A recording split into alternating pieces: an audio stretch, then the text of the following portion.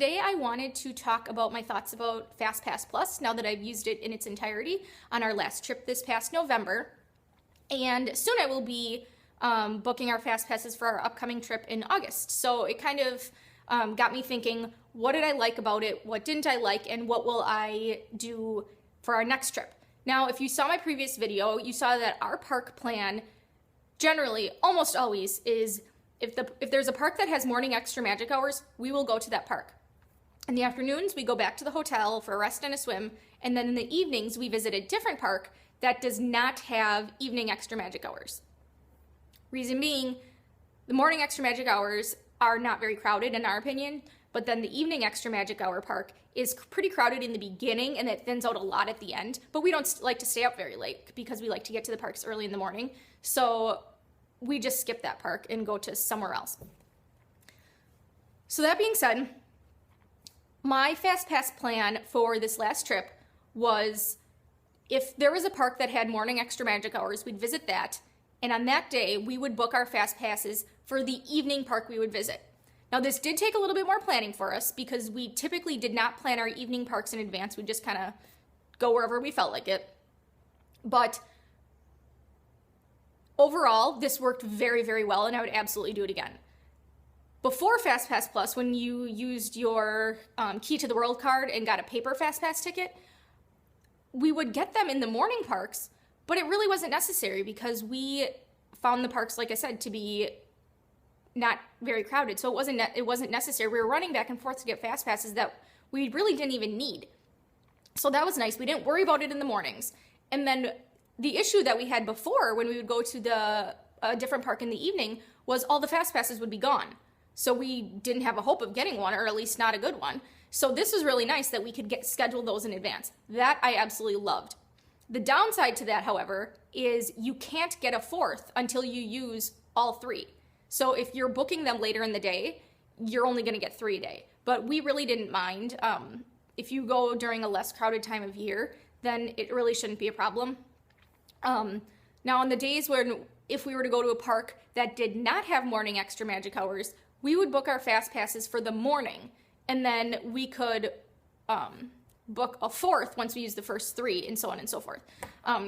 That's still a little complicated though, because like I said, we visited a different park in the evening, and you have to, in order to book your 4th, 5th, 6th, whatever, you have to be in that park. So if you're visiting a different park, you'd have to go there. Now, I do believe they're changing that though, that eventually you will be able to do it on your phone. I don't know if it has happened just yet, but that's what I heard. So hopefully that will be coming, and that'll make it a little bit easier. I know a lot of people were really concerned going into FastPass Plus about how scheduled they have to be with Disney. Now, we aren't people that go to Disney to relax. We absolutely do relax while we're there, but that isn't the purpose of that trip. We've found that if you plan out your park time, then the rest of your time can be relaxing. So every day we have several hours where we're just laying by the pool, and to me that's pretty relaxing. So I really don't mind that at all. I know some of the people that I was reading these comments on Intercut, the ones that were worried that their trip had to be too scheduled, they said that they like to just, they didn't like to decide in advance. They like to just go to the parks, and they would be able to, before they'd be able to get 6, 7, 8 FastPasses. But to me, that does not seem very relaxing. You have to run from one end of the park to the other to get your FastPasses. And that is extremely scheduled. It's just that you're scheduling it right then. You're not scheduling it in advance. So this was nice. We did not have to run to get FastPasses, which I absolutely loved.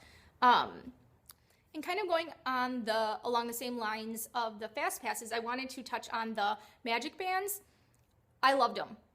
I absolutely loved them. You do not have to bring anything with you to the parks now if you don't want. They're not irritating at all. My husband and I both ran the Wine and Dine half marathon wearing it, and I honestly don't remember. It wasn't rubbing or anything. You can wear them in the water, no problem. I have pretty small wrists, so I took, we had 2 different magic bands. We stayed at 2 resorts.